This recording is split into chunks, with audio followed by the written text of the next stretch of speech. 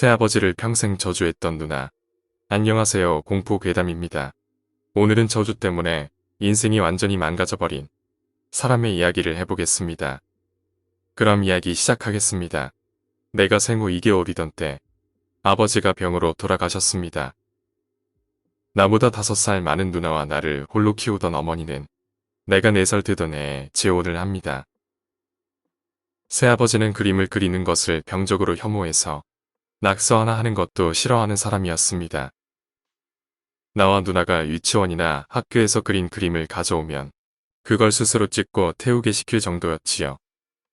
만화책이나 애니메이션, 그리고 그림책 같은 것도 우리 집에서는 완전히 금지되어 있었습니다. 새아버지는 결코 폭력을 휘두르는 분은 아니었지만 누나가 지역 그림 대회에서 상을 받아오자 반년가량 누나를 완전히 무시하며 없는 사람 취급합니다. 누나는 그림 그리는 걸 좋아했지만 고등학교에 진학하고 아버지와 누나 사이의 갈등은 점점 깊어져만 갔습니다. 누나가 학교 만화 동아리에서 그려온 그림들을 아버지가 누나 없을 때 방을 뒤져 찾아냈습니다. 그리고는 누나가 좋아하는 캐릭터나 작품에 대해 욕하게 시키고 자기 손으로 찍고 태우게 하는 것이었지요.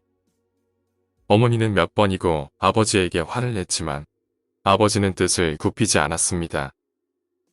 그림 따위는 제대로 된 인간이 그리는 게 아니라고 했고 우리들이 제대로 된 인간이 되도록 교육하고 있는 것 뿐이라면서 말입니다.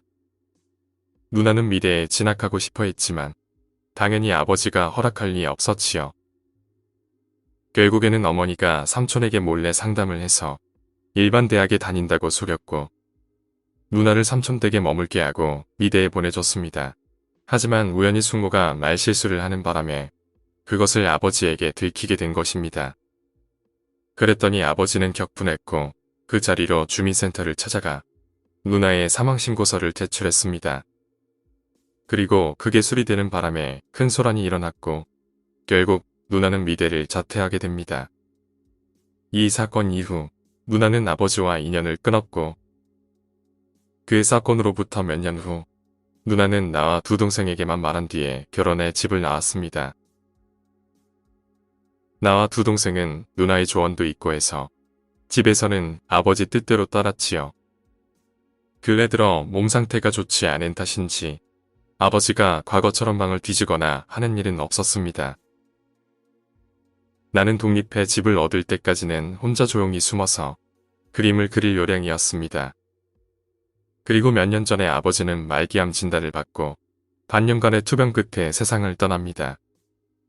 사망신고 사건 이후에 한 번도 집을 찾지 않았던 누나였지만 아버지 장례식에는 참석해야겠다는 생각이었는지 10여 년 만에 집으로 돌아왔고 누나는 장례식 내내 계속 손수건으로 입가를 가리고 있었습니다.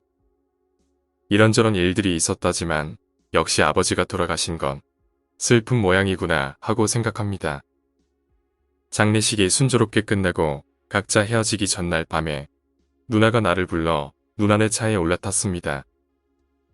누나는 싱글벙글 웃으면서 너한테만 좋은 걸 보여줄게 라며 차 안에 있던 큰 상자를 엽니다. 상자 안에는 나부로 된 인형이 수백 개가 들어있었고 그 인형 하나하나마다 무수한 바늘이 박혀 있었지요. 누나는 잔뜩 신이 나서 말했습니다. 이거 말이야. 그때부터 계속 저 새끼를 저주하면서 만든 거야. 하루에 하나씩 저 새끼 얼굴을 떠올리면서 죽어버리라고 빌면서 찔렀단다. 그랬더니 신도 내 소원을 들어줬나봐. 드디어 죽어버렸잖아. 나는 아연실색할 수밖에 없었지만 누나는 계속해서 말했습니다. 이번에는 말이야. 이걸 하루에 하나씩 지옥에서 괴롭게 지내라고 빌면서 태울 거야. 죽어도 편하게 내버려 두지 않을 거니까. 내가 살아있는 동안 계속 저주할 테니까. 그때 본 누나의 얼굴을 나는 평생 잊을 수 없을 것입니다. 정신이 나간 사람의 눈을 그리는 형태가 있는데 그때 누나의 눈은 정말로 그런 모습이었습니다. 그런 누나의 모습이 너무도 무서워서 점차 누나를 피하기 시작했고 얼마 지나지 않아 완전히 연락이 끊기게 됩니다. 그 무렵 두 동생들도 성인이 되어서 각자 좋은 사람을 만나 결혼을 합니다. 그런데 남동생 부부에게서 큰 누나가 너무 무섭다는 연락이 온 것이었지요. 무슨 소리인지 물었더니 한 달에 두세 번씩 누나에게 전화가 온다는 것이었지만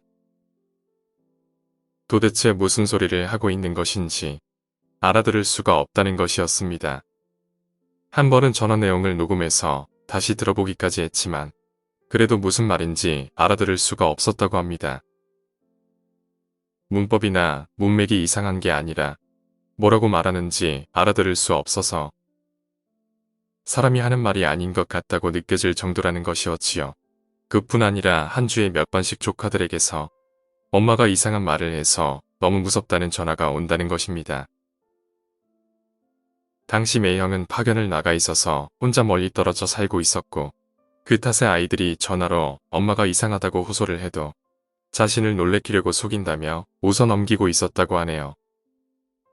결국 나와 어머니가 매형에게 연락을 했고 그제야 매형은 녹음된 누나의 전화를 듣고 사태가 심각하다는 걸 알아차립니다.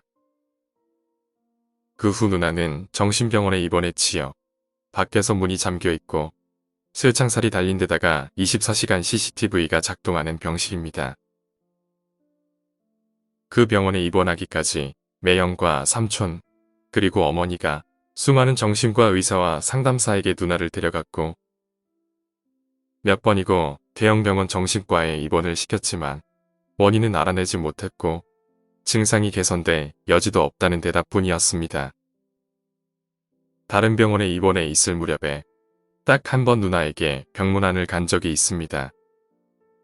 그때 봤던 누나의 눈은 아버지 장례식 때와 똑같은 모양이었습니다. 오늘 이야기는 여기까지입니다. 결국 누나는 새아버지에게 저주를 퍼붓다가 그것에 심취해서 정신까지 이상해지고 마네요. 아마도 자신의 인생을 망쳤다고 생각해서 저승에서도 저주를 받게 하고 싶었나 봅니다. 오늘 이야기가 재미있으셨다면 구독과 좋아요 부탁드립니다. 감사합니다.